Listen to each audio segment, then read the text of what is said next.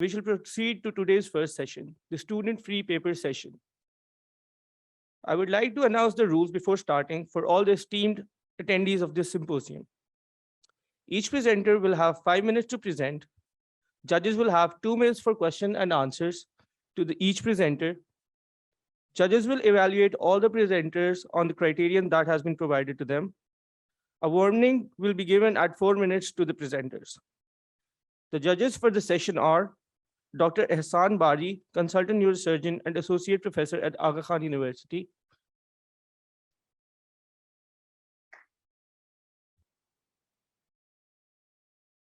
Dr. Noman Mughal, assistant professor of Department of Biological and Biomedical Sciences at Aga Khan University. Dr. Ahmed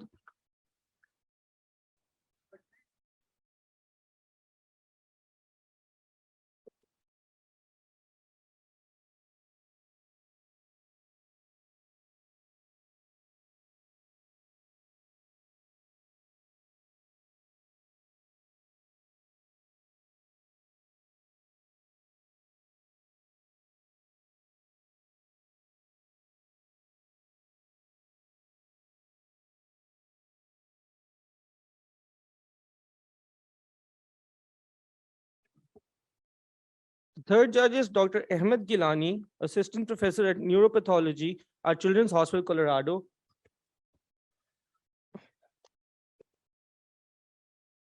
Presently, he's at the Aga Khan University. He's the first neuropathologist of Pakistan.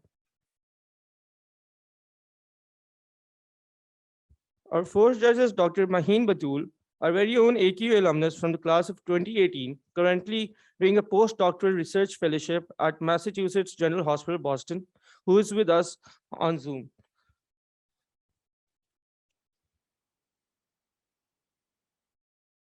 Our fifth judge for today was Dr. Sania Godil, our AQ alumnus, currently a neurosurgical consultant at Cooper's.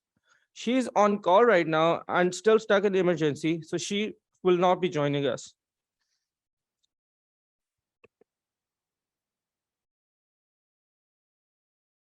Now I would like to invite the first presenter, Nawal Hussain, who is presenting on the topic awake craniotomy for reaction of intraaxial brain tumors, a systematic review and meta-analysis.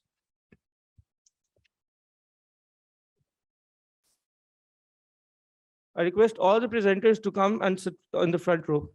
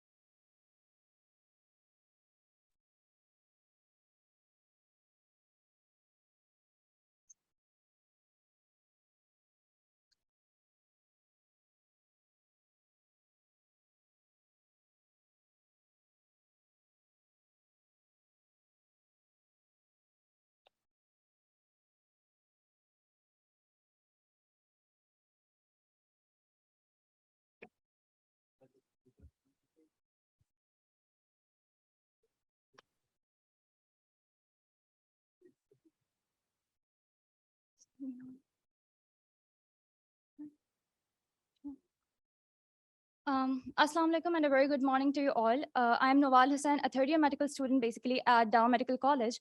And today I'll be presenting our research on the topic of awake craniotomy for resection of intraaxial brain tumors, a systematic review and meta-analysis. I'd really like to thank our esteemed faculty, Dr. Athar Inam, and our mentors, Dr. Faiza, Dr. Vakas, Dr. Hamza Bajwa, and Dr. Sakir Bakshi for their immense support throughout. Beginning with the introduction, I'd really like to focus on first thing that we perform craniotomies to basically reverse three of the factors leading to that includes the increased intracranial intracranial pressure and the mass distortion and the invasion of the healthy tissues. And the purpose of awake craniotomy is to ensure the maximal safe resection with the better prognosis by conserving and preserving most of the neurological functions in the patients. But the basic question that arises and the dissension that stays there in the literature includes the contradiction between that which procedure or the technique is better for the better outcomes of the interest. So the objective of our study was to conduct a systematic review and meta-analysis by comparing the variation in the outcomes for AC and GA in the patients undergoing resection for the intraaxial brain tumors. We hypothesized that we will be achieving better results with the awake craniotomy since it's the cutting edge procedure and offers the maximum patient cooperation. Our methodology included the literature search that was comprehensively conducted on the Medline and Cochrane, and we included the weighted mean difference via the randomized effects model for our continuous outcomes and odds ratio for our dichotomous outcomes. And the patients who were under the age of 18 were excluded from the study. This is our PRISMA flowchart, and we had basically 728 studies in total, and out of them, 10 were included in our quantitative analysis. Okay, so with the results, we actually discovered that it was pretty much opposite to what we hypothesized, and the better outcomes were yielded mostly in the craniotomies under general anesthesia. We had significantly higher rate of GA and higher rate of EOR in the craniotomy under GA, and there was LOS that favored awake craniotomy, OT and GTR favoring general anesthesia, but these three were statistically insignificant. Here are the forest plots for our outcomes of interest. So basically, the reasons that could be associated with what the results were yielded for the length of the stay, it was lesser in the awake craniotomy and the greater one in the GA. But the reason for this can be that GA patients take longer to wake up, and obviously there is lengthened procedure of recovery, and there was higher incidence of nausea, vomiting, and cognitive dysfunction associated in the GA patients. Hence, the LOS was greater and the cost was increased as well for them to stay. Then EOR was found to be higher in the GA. The reason for this can be that boundaries are actually difficult to localize and resect. And Graveston et al. Also reported that the tumors which were lesser than grade 4 had actually the lower EOR, whereas the tumors of grade 4 were having higher EOR. And it can also be due to the aggressive resections for the tumors in non-eloquent areas of the brain as compared to the eloquent side tumors. Then we had GTR, and it was dependent on the tumor pathologies and the size and location of the tumor with the varying degrees of the tumors. And it was again associated with the aggressive resection under GA, since it cannot be monitored, although it was there was cortical stimulation and mapping, but monitoring was not possible in them. Then we had operative time that was found to be greater in awake craniotomy, which was pretty much self-explanatory, since there is monitoring taking place and there's active interaction with the patient to look for if there is any dysfunction presenting in the patient during the surgery.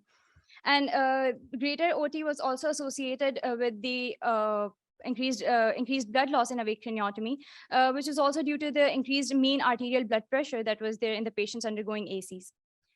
So we concluded with the results as they were mentioned above, and we really think that greater randomized controlled trials should be conducted so that we can comprehend the results in a better way for future procedures.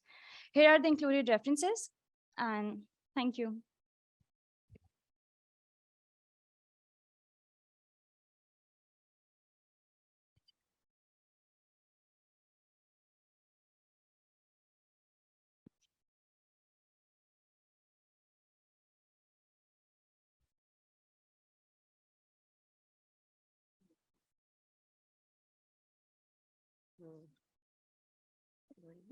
Hello. So the floor is open to questions. You can ask the presenter Naval for questions.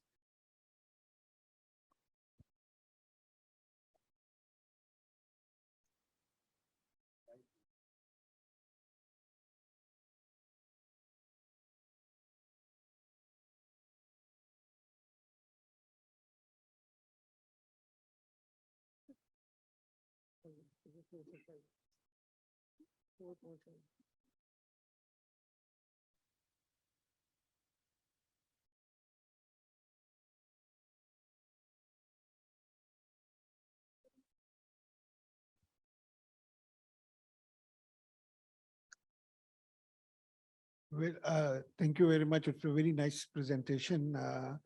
But the thing is, it's a bit confusing. I always believed, and it's against my thing, that I always thought that with awake craniotomy, we would have the results would be better, but your hypothesis is totally against it. Why do you think it is? What's the reason for this? All right. As I presented that the extent of resection that was found to be higher in the GA can basically be due to the aggressive resection of the tumor.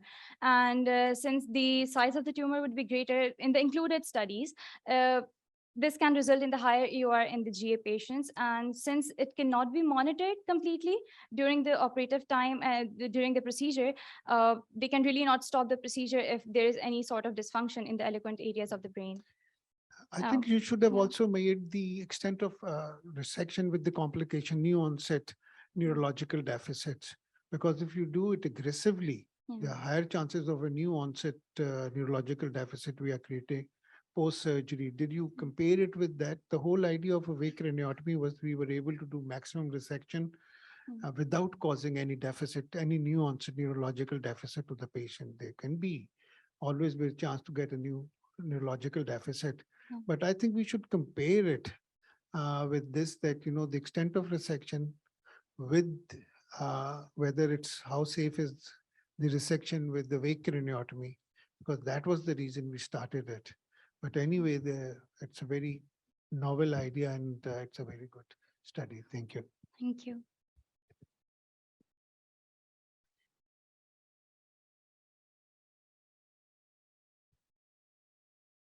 Thank you.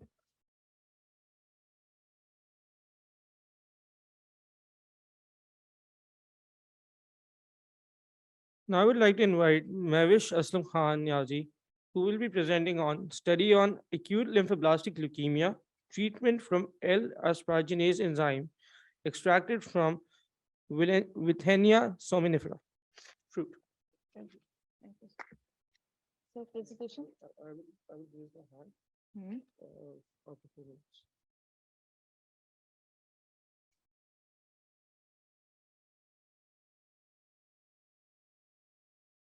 Do I have to stand here or can I go over there?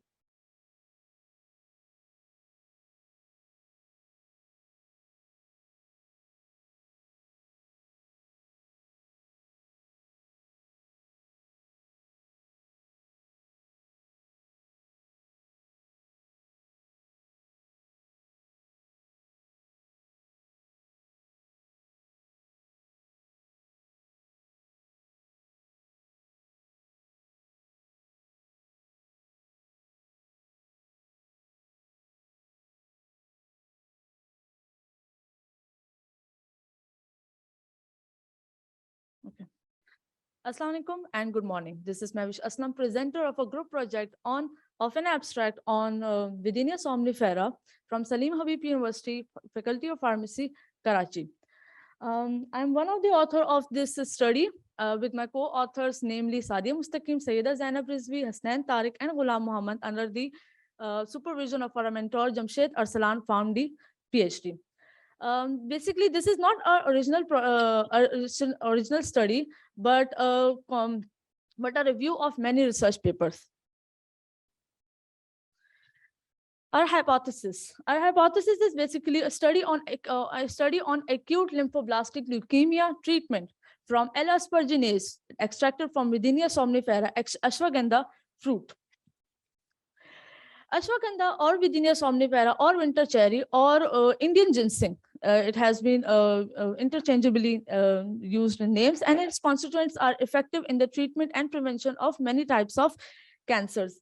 Clinical evidence shows that because clinical evidence shows that it has some of the effects in the treatment and prevention of cancer. So as a result, our goal was to search for clinical our search was to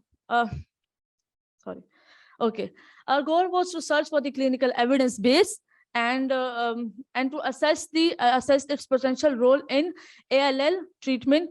Can I put this? Okay. Hello. Can I use, because I cannot stand here. Okay. So a comprehensive search was done on PubMed and CBIC, Science Direct, and Google Scholars with keywords ashwagandha or Videnia somnifera or winter cherry or Indian ginseng and ALL or cytotoxicity, cytotoxic activity or anti-cancer effects or L-aspergillus.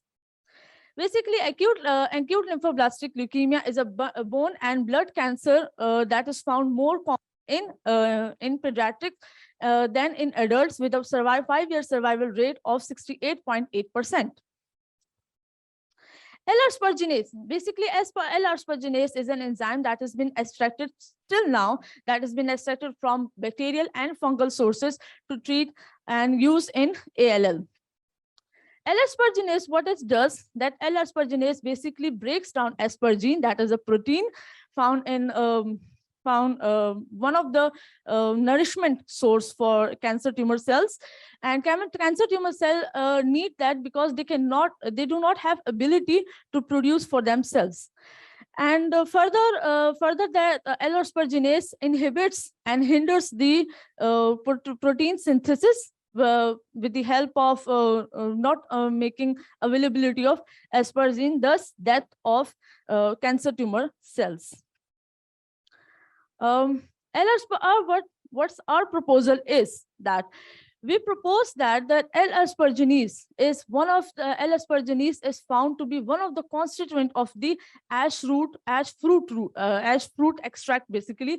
So we propose that L-aspergillus, 95% pure, isolated from Videnia somnifera, has shown as much effective as bacterial EC2 L-aspergillus.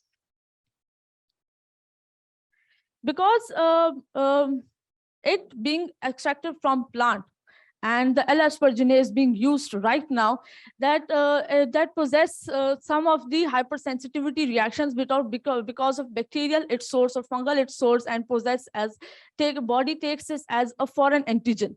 So from minor hypersensitivity to even severe anaphylaxis. Our scientific research says that the permeability of the ash fruit has been investigated by giving 25 mg per kg dose to mice IP, and it was seen that 4 vidinamides were found in blood and brain. Lastly, it can be used in glioblastoma, that is, if combined with DON, that is 6-diazo-5-oxo-L-norleucine, and it can bring a fruitful effects because right now, at present, glioblastoma for 5-year survival rate is of less than 10%. These are references, and thank you.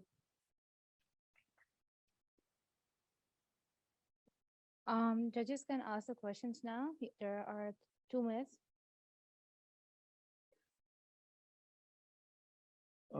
I have a question that where is the analysis actually? You're supposed to do the meta-analysis and all these things. You did the search and everything. Then the search method and protocol like previous presenter showed. So where is your analysis itself? The table and everything. We haven't come to a conclusion because right now we have only one report that suggests that it can be a use of L-aspergillus substitute rather than bacterial and fungal. So studies are still going on, and it's first plant that possess L-aspergillus. So it's like a recent study is of 2022. So there is still work going on. Do you know if there are biological differences between the bacterial and the fruit enzyme? Like, are there molecular differences, or is the amino acid sequence the same between the fruit L-aspergillus and the bacterial one? We don't know exactly the difference, because since we have come up with 7 research papers, and there was not much of evidence that can suggest that why it's different from bacterial or fungal sources. But the main thing that was being highlighted, that because bacterial and fungal sources can be pathogenic as well. We cannot say that it's only fruitful. It can cause in some environment, in some conditions, in disease condition, the bacteria can become a pathogenic bacteria as well, even though it has been isolated or with all cautions. But with the plants, we can have much of a surety that it will not pose much of hypersensitivity reactions, or at least will not pose any life-threatening fatal reactions. Sounds good. And finally, I think if this could be a worthwhile experiment, if you try doing like mouse work, with the tumor grafts, if this fruit is locally available. Yes, sir. Basically, we are working on it. We have another project with Didiana somnifera on roots, basically. So we are working on this plant. It has some very miraculous effects on human body, and it's been one of the very essential part of Ayurvedic medicines. So we are doing we are working, basically our research is on its roots as well. And the purpose for its root is for tincture. We are making a tincture for anxiety and depressions. So our next project would be, inshallah, that it's neuroprotective effects, and it's a substitute as a L-aspergillus. So we are looking forward to it. Thank you so much. Hello, Mavish. Sorry, I have a question as well. So in terms of the efficacy of this drug and the mechanism of delivery, the few studies that you have quoted in your slides, do they propose any differences in the half-life of the drug based on how it is delivered into the CSF? And secondly, what is the specificity of this mechanism in terms of targeting host cells versus tumor-specific cells in ALL? Are there any reported studies on that? Because that would be very important to look at, especially if you're extending this to human studies in terms of the adverse effects. Basically, as I've already mentioned, that it's a novel idea. There are also there has been many studies going on. So it's a very novel idea. First report is of 2022. So they're not basically sure about its adverse effects, or its because they haven't gone from mice to clinical trials. And as I talk about mice laboratory tests, then there's been no adverse effects shown with the 250 mg per kg dose of IP. So we cannot be sure still. We are working on it, and there's not much to predict so far. And the mechanism is predictable. They say that it's not. It can be that it targets L-asperginase in gene, or it may be the fact that it may target aspergine as a protein, or it may be possible that this mechanism is related to the gene where aspergine is coded. So it has two prediction of mechanisms. Thank you.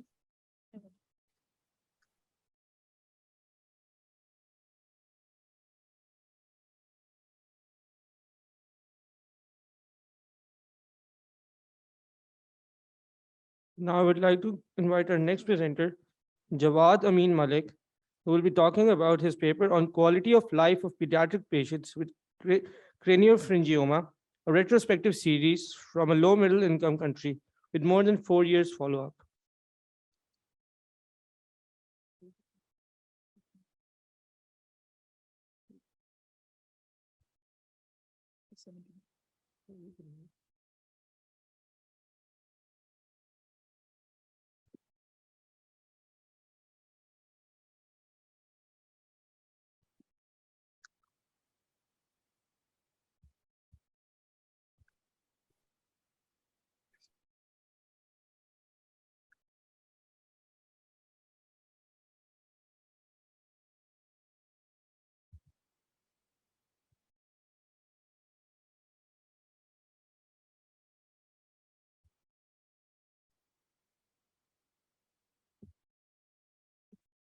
Hello, my name is Jawad Amin, and I'll be presenting our paper, The Quality of Life of Pediatric Patients with Craniopharyngioma Retrospective Series from a Low-Middle Income Country with a follow-up of more than 4 years.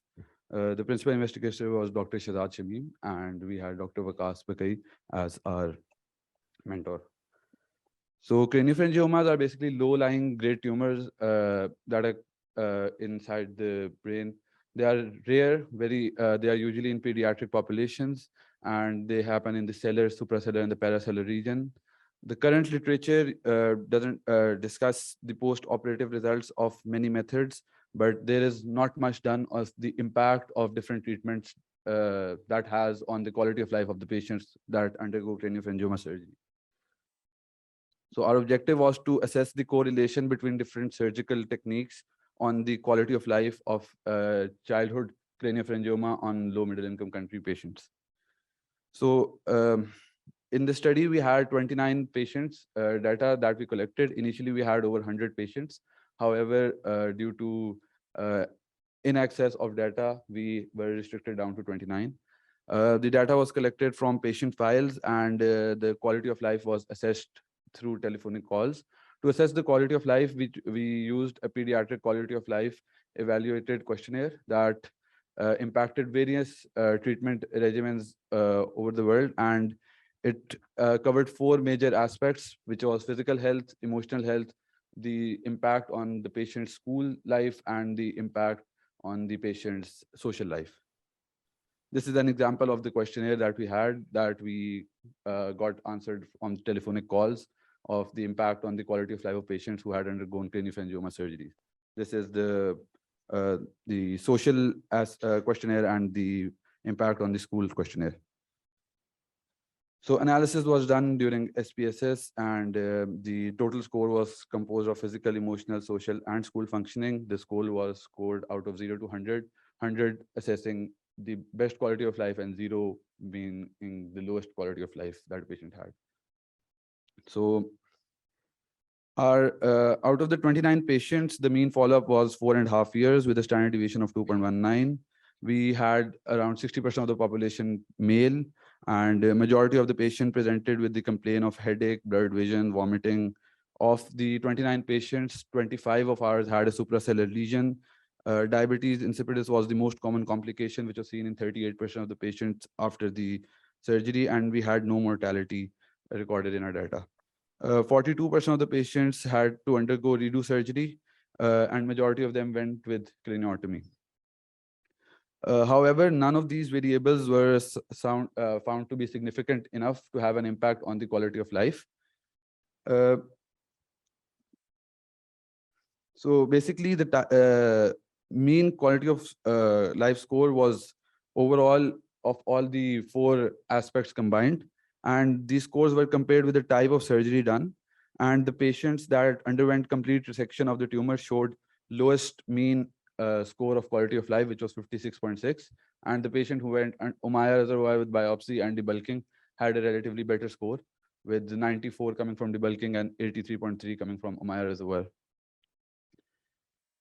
So this table basically shows the impact of different surgeries on different aspects of the questionnaire. For example, in the emotional functioning, we can see that debulking had a positive impact, whereas complete excision had a negative impact. And in all 4 factors, we could see that complete excision was having a negative impact on the quality of life, whereas debulking and Ommaya reservoir were relatively the preferred, the surgery that had a benefit in the quality of life of the patient. So, but however, there was no significant effect seen on the different types of, there was no significant effect seen on different aspects of the questionnaire. All of them were equally impacted, and there was no significant finding in this. So to conclude, our study only had 29 participants. However, studies with larger sample size are needed to make conclusion regarding this. There is an ongoing debate regarding the best treatment modality for pediatric craniopharyngioma, comparing long-term outcomes in the quality of life. This study basically highlights the different surgical techniques in low middle income countries, and we can this study showed that complete excision had a relatively negative impact on quality of life. However, further studies with bigger sample sizes are needed to make a conclusion. Consent was taken from all the participants and all ethical considerations were considered. So these are the references. Thank you.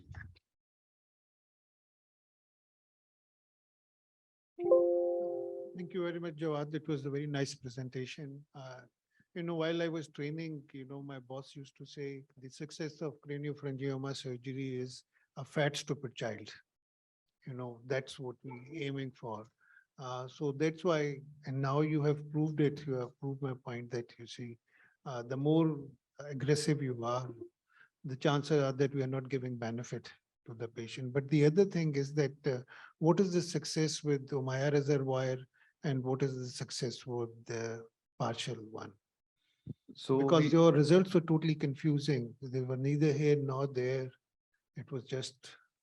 So we could only get 3 patients with Omaya reservoir in our data, and we had a significant number of patients with debulking and complete excision. However, we could see that Omaya reservoir and the patients with debulking had a similar quality of life score.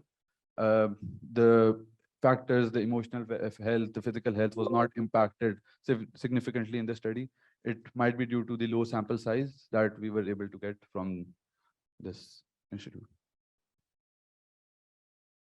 The one with the Maya reservoir, did they all get interferon too, or did they get the other medicines?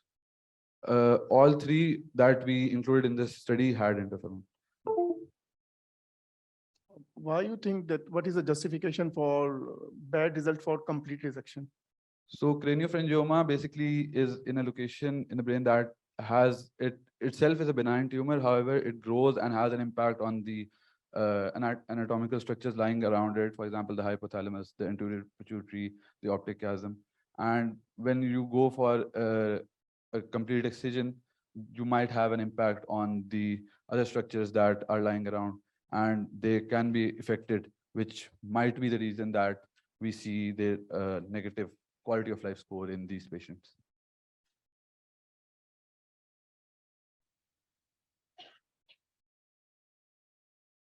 Thank you.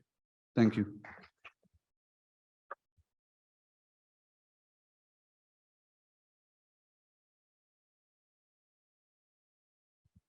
Dr. Mahin, do you have any remarks for this presentation? Yeah, I think it was a very good presentation.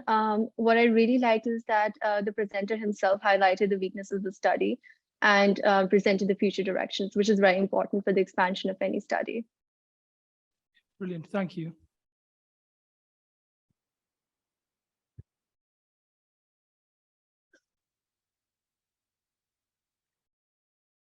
I would like to invite the next presenter, Dr. Kainat Siddiqui, who will present her paper on outcomes following cyberknife robotic radiosurgery for functional and non-functional pituitary adenomas.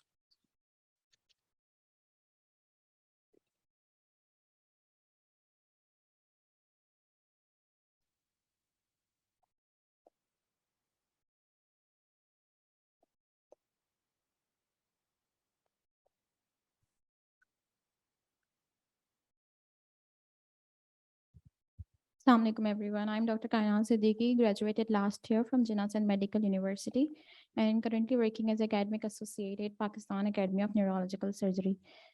So the topic of my presentation is outcomes following cyberknife robotic radiosurgery for functional and non-functional pituitary adenomas. So there are various treatment modalities for the treatment of pituitary adenomas, with surgery being the gold standard, in which transphrenoidal being the most preferred. However, among the modalities of the stereotactic radiosurgery, the most advanced one, cyberknife radiosurgery, uses robotics to deliver its radiosurgical dose in a frameless fashion without any skull fixation, discomfort, any patient discomfort, and with sub-millimeter accuracy.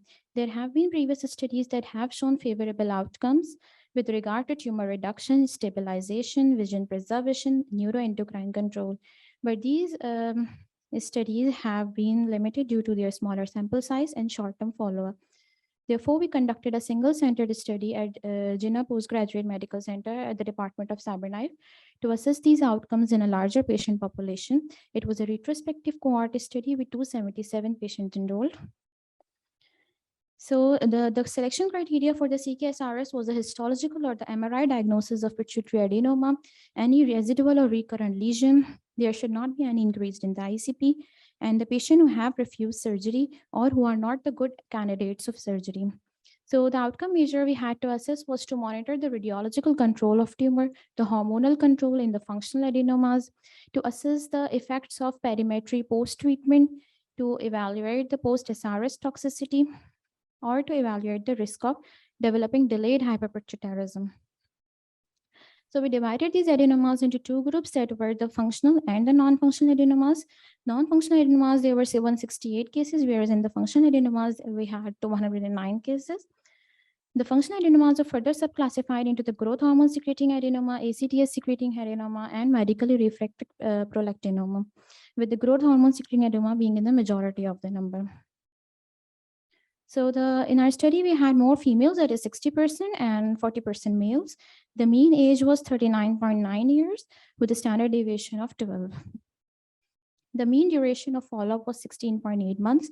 So the follow-up for the non-functional pituitary adenoma, the initial most follow-up after the CyberKnife treatment, the 5 sessions of CyberKnife treatment. For non-functional adenomas, the first follow-up is at 6 months, and for the functional adenomas, it is 3 months. At time of follow-up, we had the perimetry, we had the MRI brain with contrast with pituitary protocol, and the hormonal profile. The history, 84% of the patient presented at the time of presentation already had the history of previous surgery, that was transphenoidal, transfrontal, and 30% already had the pre-SRS hormone deficiency. The radiosurgery dose for non-functional adenomas is 25 grays into 5 fractions, whereas for the functional adenomas, it was 30 gray into 5 fractions. The fractionation was done to increase the normal tissue tolerance and to decrease the normal tissue toxicity. So initially, we had the perimetry of our patient, in which 13 failed to, we could not find the perimetry in the record. However, 227 patients out of 277 cases had the affected perimetry with some sort of visual compromise. Out of these, 61.7% at the time of follow-up, that was 16.8 months, had an improved perimetry, whereas 15.4% had the stable perimetry with no change in their visual acuity. 2 cases had a deteriorated vision. However, a significant number, that is 22.5% cases, failed to produce perimetry at the time of the follow-up. So after the mean follow-up of 16.8 months, we assessed the post-CK tumor size. That was reduced in 76% of the cases, no change in 14.8% of the cases, and 8.6% of the cases lost the follow-up. The hormonal outcome was assessed in 2 main groups, that was growth hormone secreting adenoma and the ACTS secreting adenoma. Approximately half of the cases of the growth hormone secreting adenoma had a reducing pattern of their hormones, whereas 28% went into complete remission.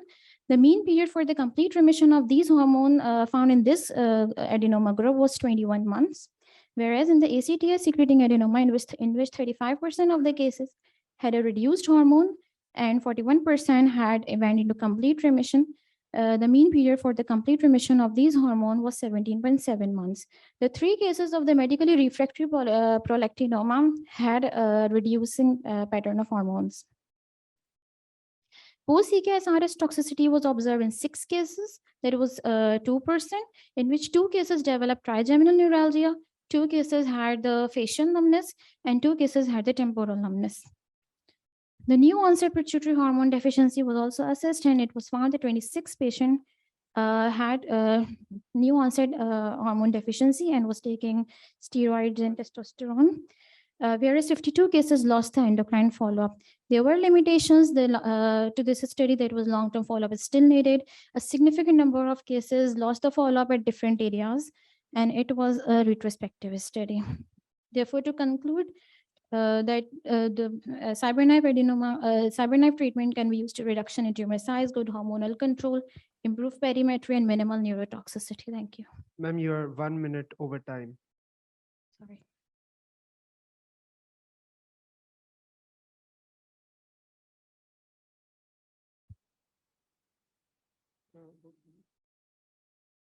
What do you think is the different, or why is there a difference in response in GH versus ACHS or ACTH tumors. In which variable you're asking response in? The hormonal response or the levels afterwards.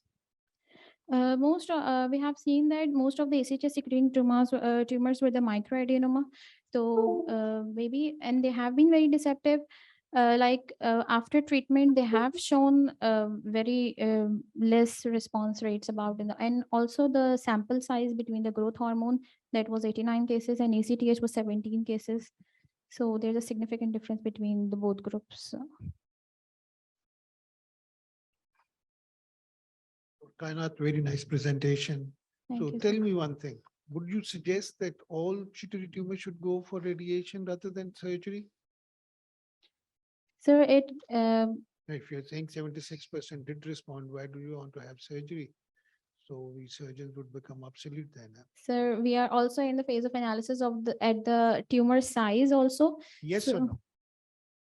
Because we have worked over it for the last 2-3 years on this project. Yes, sir.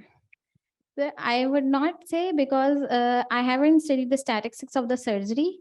So, and the reduction in the tumor size, I haven't seen the exact tumor size reduction. And what after surgery is obviously a debulking surgery.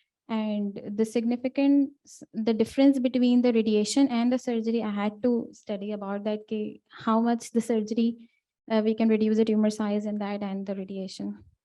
No, I was very impressed with the results, especially only 6 patients had any neurological deficit for that matter, trigeminal nerve and other nerve problems. And you say only 25% of the patient become hypopet. Yes. Yeah. The problem with the radiation therapy is that in long term, all of these patients gonna become hypopet. That is the problem, especially in the young people. So that's why I stay away from radiosurgery from the young people. I would rather go again and operate on it rather than give them radiation, because in a young person, this patient would become totally hypopet then. Yes, sir, you are right. Also, it is also the limitation of the study that maybe the starting of the remission of the hormone might be the initiating event in the developing of the hyperpituitarism of the patient. Thank you. Dr. Mahin, any thoughts about this Yes. presentation? Thank you, Kaina. That was a very comprehensive overview. And despite the significant number of patients lost to follow-up, the results did seem conclusive. There have been studies on this using this technology from Pakistan. And since you said this is a single center study, how did the results of your center compare with the existing literature, especially papers which also quote or report similar study population? You mean how much we can relate with the previous studies? Right, right. So the The previous differences, study, the previous study that I had seen with exactly this cyberknife treatment with the pituitary advance, the maximum number of the patient with the 55 till now. So they were mostly series, and the statistical significance was not seen. However, tumor reduction was seen in a majority of the patient. SRS toxicity was not seen in many of the patient. However, we had 6 cases. Also, there was perimetry deterioration seen in 2 cases, which I haven't found yet in the literature. all right, thank you. Thank you.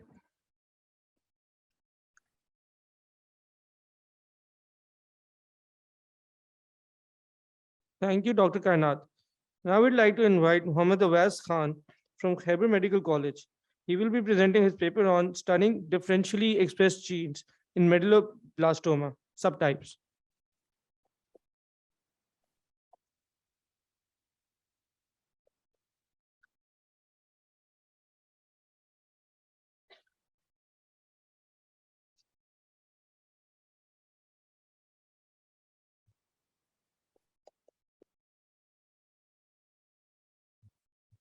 Assalamu alaikum, everyone. I've been asked to present again. So my name is Muhammad Awais Khan. I'm a second-year medical student at Khyber Medical College, research intern at Precision Medicine Lab, Rahman Medical Institute, Peshawar. So the topic is studying differentially expressed genes that are referred to as DGs in medulloblastoma subtypes. So medulloblastoma is a highly malignant tumor that arises commonly in the cerebellum. It has 4 molecular subtypes, WNT, SHH, which are the most deregulated pathways in these subtypes. And then group 3 and group 4, we don't know yet what pathways are mostly deregulated. Yeah. So in clinic, it is mostly presented with headache, nausea, vomiting. Hydrocephalus is very common in medulloblastoma. It is managed in 3 ways: surgical resection, radiotherapy, chemotherapy. However, the drugs used in medulloblastoma are not very specific to medulloblastoma and could be used in other neoplasms. So the objectives of my study were to recognize the genes that were differentially expressed in the different subtypes of medulloblastoma, and then to computationally find drugs that could target those DGs. So what I did was I went online in search of data sets in TCGA. I couldn't find like a good data set, but there was this one GSC 124814, which I found from Gene Expression Omnibus. It had 1350 medulloblastoma samples and 291 normal samples. So I did preliminary testing of the data set to see how good it was. So you can see on the left side of the slide is PCA, principal component analysis. The clusters, the sample clustering in the middle are the normal samples, and around it are medulloblastoma samples. We added another variable that is the subtype, and the different cluster shows the different subtypes of medulloblastoma. Another way to visualize the sample is hierarchical clustering. So this is the heat map. You can see the samples on the y-axis and the 14,000 genes, expression of 14,000 genes in each of those samples on the x-axis. Yeah, to find the DGs, we used a program known as R. There's a package called Lima in R. So it gave us a list of DGs in all 4 subtypes of medulloblastoma. The significant DGs were shortlisted. Our criteria for significance was a adjusted p-value of less than 0.05 and a 2-fold change of more than absolute 1. So the plots you can see in the slide are called volcano plots. The dots in the red are the genes that are significantly differentially expressed in each subtype. So this slide shows a table of the number of differentially expressed genes in the different subtypes. On the right side of the slide is Venn diagram, shows the number of genes that are differentially expressed genes that are common in those subtypes. Yeah. Next, what we did is that we did an enrichment analysis of those DGs to find out the pathways they were involved in David server, and shortlisted the significant ones, p-value less than 0.05. So you can see for WNT subtypes, these were the pathways that we found out the genes were involved in. You can see many cancer-related pathways, PI3K, KT signaling pathway, WNT signaling pathway, obviously, and you can see many cancers, thyroid cancer and gastric cancer. Same we did for all the 4 subtypes, all the other 3 subtypes, that is SHH and group 3 and group 4. Okay. Next, what we did is took those DGs and input them in a server known as L1000 in order to reverse the effect of DGs. That is, the ones that were upregulated were downregulated, and that were downregulated were upregulated. So we found a list of 50 drugs for each, and we shortlisted them based on its FDA status. So overall 19 drugs were shortlisted, and this is the list of those 19 drugs. You can see vorinostat, doetinum. Vorinostat is currently in clinical trial for medulloblastoma, and you can see the pathways they target and the subtype they were generated for in L1000 server. Okay, a very intimidating slide indeed. You can see it's an easy one. It just has pathways that are involved in cancers. The one encircled in red are the pathways that we found out while doing enrichment analysis, and the square and a star represent the drugs that that target those pathways in our list. So our study shortlisted a list of drugs that could target the DGs in medulloblastoma. However, it is just a computational analysis. So because there are things in the tumor microenvironment that could act against it. So next, what we're going to do is we're going to to find out we are going to do another enrichment analysis of the DEGs in another server, because in our current analysis, the drugs, the pathways that are drugs targeted and the enrichment analysis didn't exactly overlap. And next, what we are going to do is find out what drugs are available in pharmacies of Shaukat Khanam, Aga Khan, and then shortlist again. And then we're going to test them on primary MB lines that would be derived from humans. So these are my references, my acknowledgements, and thank you so much. If you have any questions. Good presentation. So why didn't you use data which is present in CBio portal, the TCG data, because it's very comprehensive? Okay, so the problem in CBio portal was the data said it was not complete. Many patients, like the data I used, it had 1350 MB samples, but the best data set I could find in CBio portal, it had 497 something, and it was not complete. It didn't have gene expression data. Exactly. Like some patients were followed, like, okay, I did an analysis using clinical data set of those samples and then gene expression data, but it was not good for CBio portal. So I used the gene expression omnibus one. And this data set has been recently compiled I found it from a journal known as Bioinformatics. So yeah. So another question. So what, if you have samples, what will be your next experiment if you have to do the experiment itself? Okay. Are you asking in wet lab? Okay.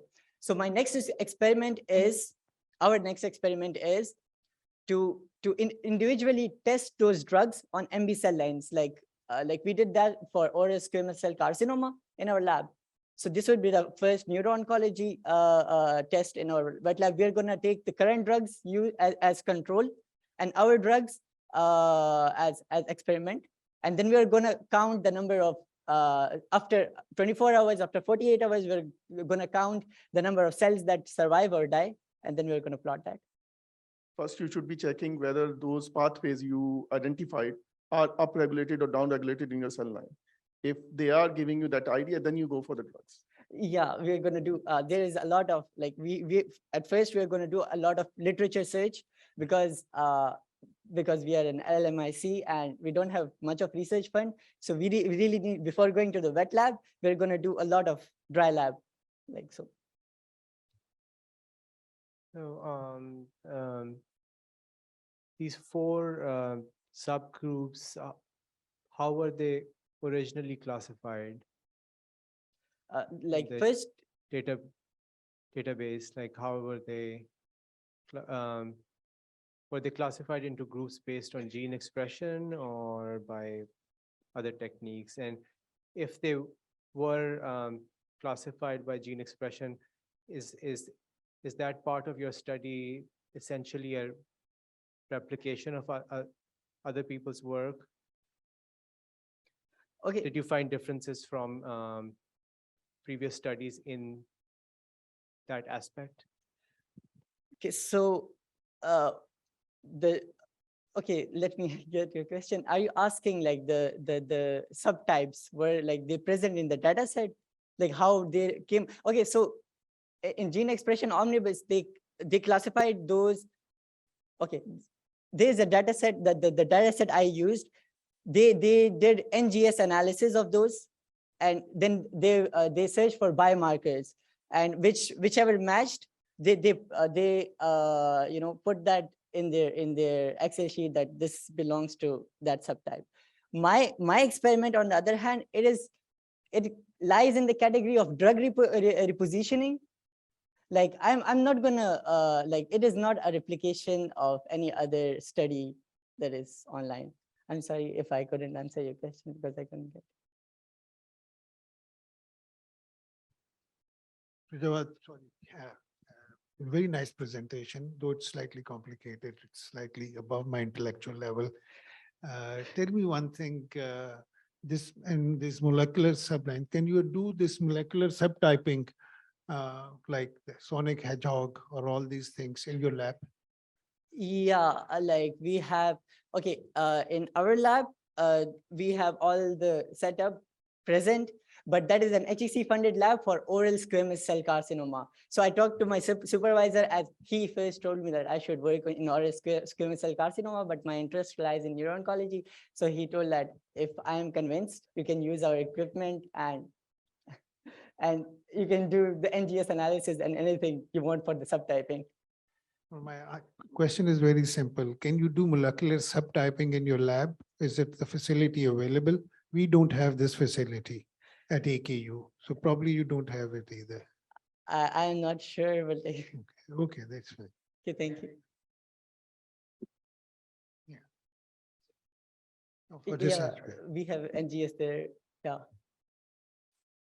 So I think that those subgroups were classified according to gene expression, but you could also do essentially this same techniques and this same analysis using DNA methylation as well. Okay. So those two techniques, but to my knowledge, genomic analysis, like the genes themselves, would not classify them into groups.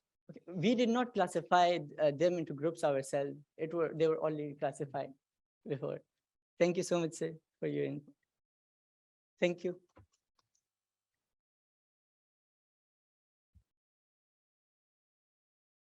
Mohammed Abbas, you're 1 minute over time. With that, we conclude our session. We thank the judges and all the presenters. If the judges would like to give some closing remarks, we can start with Dr. Hassan. Thank you very much. All of the presenters were really, really good. I started with the wake craniotomy. It's very dear to my heart, so I was very interested in learning. I was slightly puzzled by the results. Then there was this lady from, who started about L-asparginase, very novel idea, very good, slightly out of my field. I think Dr. Sadaf and Dr. Noreen would better able to understand that. Then all this young chap from Khyber Medical College, is it Khyber Medical College or Peshawar? The last chap, Wes, yeah, he presented very well, very novel idea. Then there are two for our own students. They were really good. Kainat was very impressive. Very good results, very good study. To study 277 cases and ring everybody and ask what it's very labor intensive studies. And that's gonna, thank you.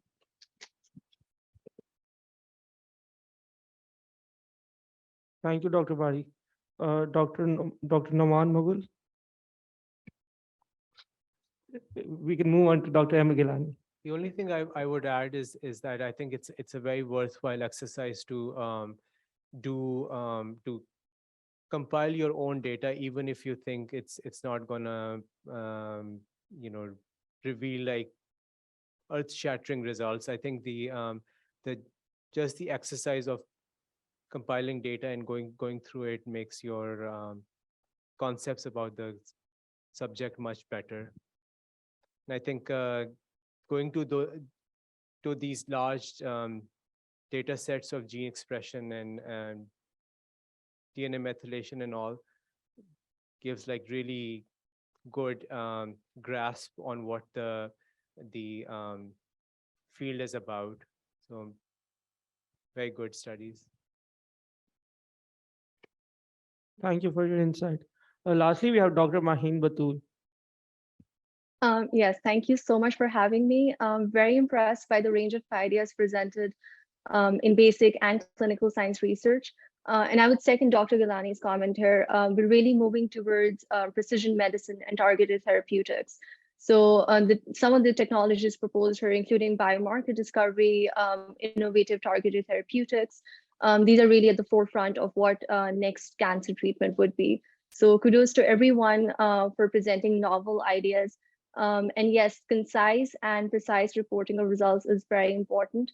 And it always helps to plan your next experiment. experiments as well and have a more clear idea. Thank you so much.